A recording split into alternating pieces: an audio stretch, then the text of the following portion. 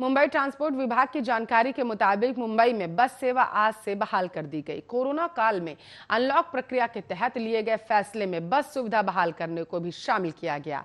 मुंबई में अनलॉक की प्रक्रिया के तहत एक कदम उठाए गए। सुविधा बहाली कोविड नियमों के साथ की गई। मुंबई परिवहन विभाग के अधिकारी ने बताया कि बस में सीटों से ज्यादा यात्री नहीं होंगी। सभी यात्रियों के लिए मास्क अनिवार्य होगा। बस सुविधा के साथ ही मुंबई प्रशासन ने रेस्टोरेंट के साथ कई तरह का सामान बेचने वाली दुकानें भी खोलने का निर्णय ले लिया।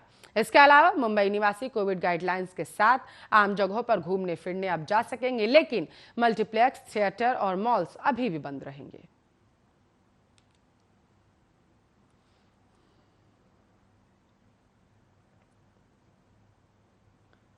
देश में 61 दिनों के बाद कोरोना वायरस के सबसे कम मामले सामने आए। बीते 24 घंटों में देश में कोरोना वायरस के 1 लाख मामले दर्ज किए गए और 2427 मरीजों ने इस खतरनाक वायरस के आगे दम तोड़ दिया। केंद्रीय स्वास्थ्य मंत्रालय ने यह जानकारी दी। स्वास्थ्य मंत्रालय के से जारी आंकड़ों के मुताबिक बीते 24 घंटे में कोविड-19 के 1,06,36 नए मामले सामने आ चुके हैं।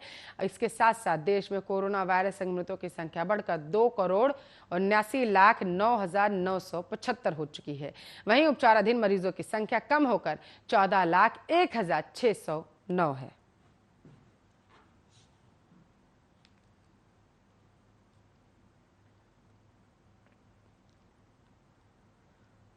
चलिए अब बात मध्य प्रदेश की कर लेते हैं। मध्य प्रदेश में 7 दिन से चल रही जूनियर डॉक्टरों की हड़ताल खत्म हो चुकी है।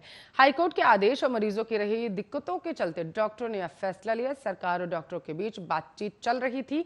सरकार से इस बातचीत के बीच 3,000 से ज्यादा डॉक्टरों ने इस्तीफा दे दिया था। मध्य प्रदेश के चिकित्सा शिक्षा मंत्री विश्वास सारंग ने कहा, डॉक्टरों ने बिना शर्त हड़ताल खत्म करने का फैसला किया है। दरअसल ये जूनियर डॉक्टर राज्य सरकार से अपना मानदेय बढ़ाने और उनके परिवार के सदस्यों को इस कोविड महामारी के दौरान बेहतर स्वास्थ्य सुविधा देने की मांग कर रहे थे। अपनी इन मांगों को लेकर ये डॉक्टर पिछले कुछ दिनों से हड़ताल पर थे। जूनियर डॉक्टरों ने अपने मानदेय में 24% बढ़ोतरी की मांग की थी। साथ ही इसमें सालाना अलग से 6% की बढ़ोतरी की मांग भी रखी गई थी। डॉक्टरों ने अपने परिवार के सदस्यों को भी बेहतर और मुफ्त इलाज उपलब्ध कराने की बात कही थी।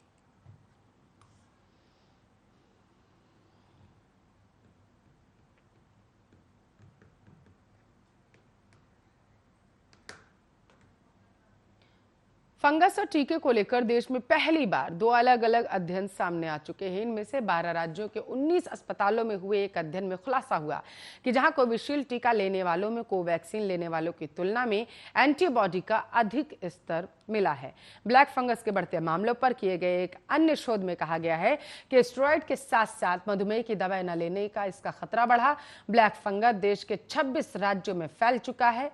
गौर करने वाली बात यह है कि देश में फंगस पिछले साल ही फैल चुका था।